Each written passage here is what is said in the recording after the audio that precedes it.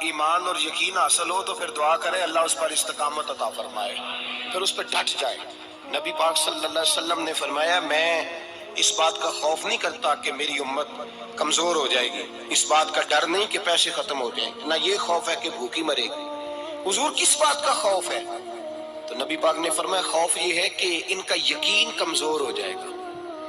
یاد رکھیں اگر اعتبار نہ ہو تو گھر نہیں چلتا، تو اگر اللہ رسول پر یقین کامل نہ ہو تو پھر بندہ مسجد نہیں آ سکتا، پھر اس کا دین نہیں چلتا، پھر اس کے لیے مشکل ہے نماز، پھر اس کے لیے مشکل ہے راہ خدا میں خرچ کرنا۔ میرے نبی پاک نے فرمایا یوں نہ کہا کر کہ یا اللہ چاہے تو دے چاہے تو نہ دے، جب مالک سے مانگ تو کہا کر یا اللہ تجھی سے مانگنا ہے، میں لے کے اٹھوں گا، تو مجھے دے گا۔ فرمایا جتنا تیرا یقین کامل ہوگا اتنا ہی اللہ تجھے جھولی بھر کے عطا فرمائے گا۔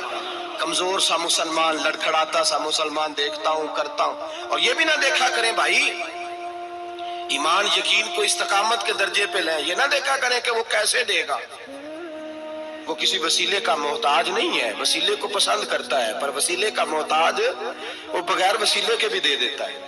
ہر آدمی ماں باپ کے ذریعے پیدا ہوتا ہے، اگر پیدا کرنا چاہے تو جناب عیسیٰ کو بغیر باپ کے پیدا کر دیتا ہے، اگر پیدا کرنا چاہے تو حضرت آدم کو بغیر ماں اور باپ کے پیدا کر دیتا ہے۔ جب یقین رکھیں، یقین، قرآن مجید پڑھیے، حضرت موسیٰ علیہ السلام فرعون کے دربار میں کھڑے ہیں، چاروں جانب دشمن ہی دشمن ہے، جادوگر آ گئے، انہوں نے سانپ چھوڑے، حضرت موسیٰ کے ہاتھ میں ڈنڈا تھا، حضرت موسیٰ کہتے ہیں یا اللہ کیا کروں؟ تو اللہ تعالیٰ نے فرمایا اپنا عصا پھینک دو۔ کہنا چاہیے تھا نا کہ یا اللہ ایک ہی تو شے ہے، اتنے سانپ ہے، بچانے کے لیے ڈنڈا ہے وہ پھینک دوں؟ ڈنڈا پھینکا جاتا ہے، سانپ کو دیکھ کر کے قابو کیا جاتا ہے۔ یہ میرا اور آپ کا ذوق ہے نا، لیکن انبیاء کرام کا انداز ملاحظہ کیجئے میرے عزیزو۔ اللہ فرماتے ہیں ڈنڈا، اے موسیٰ ڈال دے اپنا عصا، پہلے نہیں فرمایا کہ سانپ بن جائے گا، فرمایا بس تو ڈال دے۔ میں اور آپ ہوتے ہیں تو سام سامنے ہے، ڈنڈا ہاتھ میں ہے، ہم کہیں گے عجیب بات ہے، یہی تو دفاع کی چیز ہے، اسی کو ڈال دوں تو بچوں گا کیسے؟ کہا ڈال دو، تو حضرت موسیٰ نے ڈال دیا، کہا میرے رب کا حکم ہے تو میرے لیے بہتر ہی ہوگا۔ اللہ فرماتے ہیں جب موسیٰ نے ڈالا تو میں نے اس ڈنڈے کو، اس عصا کو اژدہا بنا دیا۔ اب کبھی عصا بھی اژدہا بنے، کبھی چھڑی بھی بہت بڑا اژدہا بنی ہے، لیکن قرآن کہتا ہے جناب موسیٰ نے ڈالا تو اللہ نے اژدہا، بلکہ اس سے پیچھے چلیے، عورتیں کمزور یقین کی ہوتی ہیں نا، جناب موسیٰ پیدا ہوئے تو اللہ فرماتے ہیں میں نے موسیٰ کی ماں کے دل میں بات ڈالی، ماں کے دل میں، صندوق میں ڈال کے تو اس کو دریا میں بہا دے۔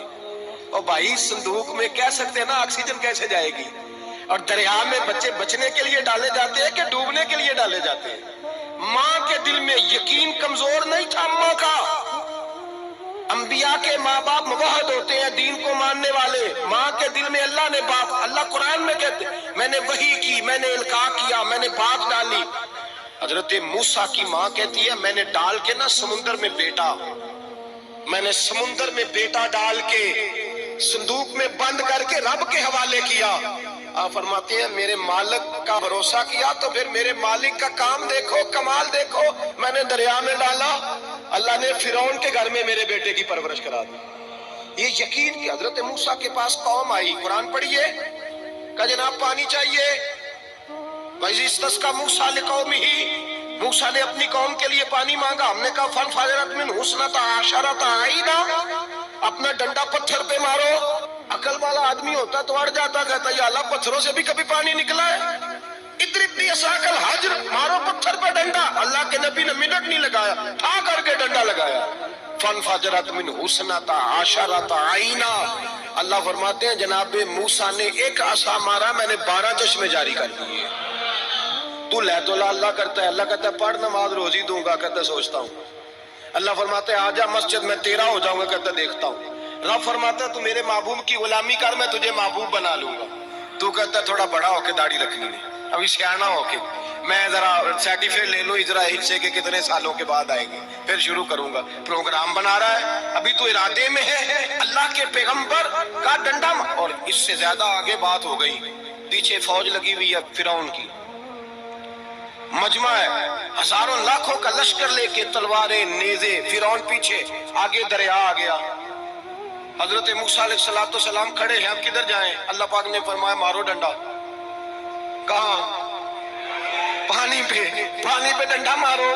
اب حضرت موسیٰ علیہ السلام پانی پہ ڈنڈا مارے تو پانی ابھرے گا، اس سے زیادہ کیا ہوگا؟ پہلے پتھر پہ ڈنڈا مروایا تو پانی نکلا، اب پانی پہ ڈنڈا مروایا فَإِذْ فَرَقْنَا بِكُمُ الْبَحْرَ فَأَنْجَيْنَاكُمْ وَأَغْرَقْنَا آلَ فِرْعَوْنَ۔ اللہ فرماتے ہیں موسیٰ نے پانی پہ ڈنڈا مارا تو میں نے پانی میں رستے بنا دیے۔ ایک جگہ ڈنڈا مارا تو پانی نکل آیا، دوسری جگہ عصا مارا تو پانی خشک ہو گیا، 12 چشمے بن گئے، 12 رستے بن گئے دریا میں سے۔ حضرت موسیٰ علیہ السلام گزر گئے اور اللہ فرماتے ہیں فرعون بھی آیا تو اسے میں نے غرق کر دیا، اور وہ کھڑا دیکھتا ہی رہ گیا کہ بنا کیا ہے۔ جب یقین کامل نصیب ہوتا ہے، اعتماد کی دولت اللہ دیتا ہے، جب انسان کو یہ انشراح صدر ہو جاتا ہے کہ میری نجات خدا کے حکم میں ہے اور رسول اللہ کے قدموں میں ہے، جب اسے یہ انشراح حاصل ہوتا ہے تو پھر نماز کا لطف آتا ہے۔ غور کیجئے کیا جملہ کہہ دیا میں نے۔ پھر اسے نماز کا پھر اسے نماز بوجھ نہیں، بلکہ نماز نہ پڑھے تو اس پر بوجھ ہوتا ہے۔ پھر قرآن مجید اس کی روح کا ساتھی ہو جاتا ہے، پھر عبادات، تقوی، پرہیزگاری، پھر وہ ایک سنت کے چھوٹنے پر پریشان رہتا ہے۔ جب یقین کی دولت نصیب ہوتی ہے، قرآن مجید فرقان حمید نے کہا ایمان لاؤ تو پھر ایمان پہ ڈٹ جاؤ، مسلمان بنو تو پھر اسلام پر۔ پھر یہ جو کمزوری ہے نا، یہ دیکھتے ہیں، کرتے ہیں، چلتے ہیں، ابھی کل، ابھی پرسوں، بہانے، ہیلے، ابھی میں نماز شروع کرتا ہوں، دیکھتا ہوں لا الہ الا اللہ محمد الرسول اللہ صلی اللہ علیہ۔ جب کسی نے کلمہ پڑھا تو اس پر پورا دین ضروری ہے، پورا۔ اب وہ یہ نہیں کہہ سکتا کہ تھوڑا تھوڑا کر کے آؤں گا۔ یقین کی دولت نعمت ہے۔ اللہ پاک قرآن مجید میں فرماتے ہیں ان الذین قالوا ربنا اللہ ثم استقاموا، جنہوں نے کہا کہ اللہ ہمارا رب ہے اور پھر وہ اس پر ڈٹ گئے، پھر اس پر وہ کہا تو ڈٹ گئے، کھڑے ہو گئے، نہیں اللہ ہی رب ہے، اللہ ہی دینے والا، اللہ ہی مالک، اللہ ہی ہمارا رازق ہے، رب ہی ہمارا سب کچھ۔ جب ڈٹ گئے تو فرمایا تتنزل علیہم الملائکہ، پھر میں ان کی مدد کے لیے آسمان سے فرشتوں کا نزول فرمایا کرتا ہوں۔ فرشتے کیا کہتے ہیں؟ اللہ تخافوا ولا تحزنوا، غم نہ کرنا، خوف نہ کھانا، وابشروا بالجنۃ التی کنتم توعدون، ہم تو تمہیں اللہ تبارک و تعالیٰ کی اس جنت کی خوشخبری دینے آئے ہیں جس کا رب نے تمہارے ساتھ وعدہ کیا ہوا ہے۔ پھر فرشتوں کا نزول ہوتا ہے، لیکن شرط کیا ہے کہ ایمان لائے، اور پھر ایمان پر پھر یہ نہ سوچے کہ وہ کس طرح دے گا، وہ کیسے عطا کرے گا، وہ میری مدد کس طرح کرے گا، نظام کیسے چلے۔ ڈٹ جائے کہے میرے اللہ کا حکم ہے تو میں نے حلال ہی کھانا ہے، میرے رب کا حکم ہے تو میں نے تھوڑے پہ گزارا کرنا ہے، میرے مالک کا حکم ہے تو میں نے اپنی جیب دیکھنی ہے، دوسرے کی نہیں دیکھنی، میرے رب کا حکم ہے تو میں نے اس کی اطاعت میں رہنا۔ جب ڈٹ جائے گا اللہ کے احکامات پر، جب ڈٹ جائے گا تو اللہ فرماتا ہے پھر میں تیری مدد کے لیے فرشتوں کا نزول کروں گا۔ نبی پاک صلی اللہ علیہ وسلم نے فرمایا 2 دولتیں اگر کسی کو اللہ دے دے تو سمجھے اللہ نے اسے دنیا کی سب سے زیادہ دولت عطا فرما دی۔ یا رسول اللہ وہ کون کون سی چیزیں ہیں؟ فرمایا ایک جس شخص کو اللہ نے معاف کرنے کی دولت عطا کر دی، جو معاف کرنے لگ گیا، جس کی طبیعت میں درگزر آ گیا، جو معاف کرنے لگا، غلطیاں معاف کرنے لگا، جس کو ایک دولت یہ مل گئی۔ اور دوسرا میرے مصطفیٰ نے فرمایا جسے اللہ نے یقین کی دولت عطا فرما دی۔ جس کو یہ 2 دولتیں مل جائیں، ایک درگزر کرنا، دوسرا رب رسول پہ یقین کامل رکھنا، اسے کائنات کی ہر شے مل گئی۔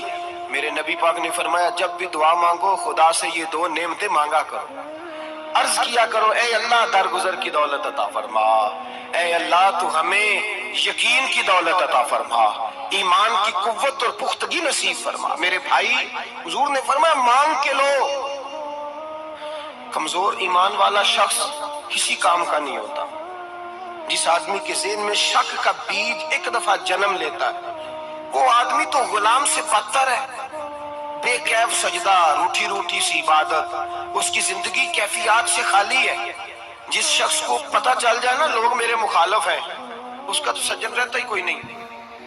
اصل بات یہ ہوتی ہے کہ یہاں سوچ بیٹھا ہے کہ دنیا میرے خلاف ہے، مخالفت یہاں بیٹھ گئی ہے، دو بندے باتیں کر رہے ہیں تو پریشان ہے، میرے خلاف ہی لگے ہوئے ہیں، میری بات ہو رہی ہے، کیونکہ اصل تکلیف کہاں ہے؟